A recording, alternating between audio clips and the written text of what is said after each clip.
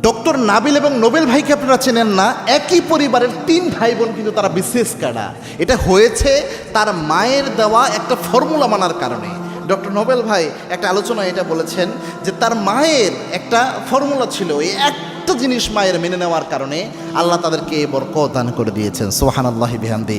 যে মায়েরা সন্তানকে প্রতিষ্ঠিত করার জন্য, সন্তানকে ভালো অবস্থায় পৌঁছাবেন, এটা করার জন্য দিনরাত পেরেশান হয়ে যান, কোন জায়গায় থেকে কোন জায়গায় পড়াবে কোনো ঠিক ঠিকানা খুঁজে পায় না, এবং কি হায় হতাশ করতে থাকে যে কি করা যায় আমার সন্তানটাকে নিয়ে, কিভাবে সন্তানকে সফল বানানো যায়, কিভাবে সন্তানের জীবনটা শাইন করবে, এটা নিয়ে একদম পেরেশান বাবা মা। তো আপনারা এই জিনিসটা শুনতে পারেন। ডক্টর নোবেল ভাই এটা বলছেন যে আমাদের মা আমাদের বলতেন যে কোনো ছোট্ট কাজ, ছোট্ট পরিকল্পনা, যে কোনো উদ্যোগ গ্রহণ করার আগে মিনিমাম 2 রাকাত নফল নামাজ পড়বা, নামাজের সেজদায় চলে যাবা। সেজদায় গেলে আল্লাহর সাহায্য কাছে চলে আসে এবং আল্লাহর সহযোগিতা সাথে থাকে।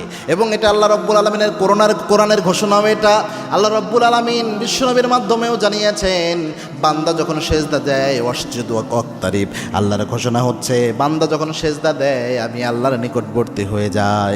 আবার আল্লাহর হাবিব সাল্লাল্লাহু আলাইহি ওয়াসাল্লাম জানিয়েছেন, বান্দা যখন সেজদায় চলে যায় আল্লাহ রব্বুল আলমিনের সবচেয়ে নিকটবর্তী হয়ে যায়।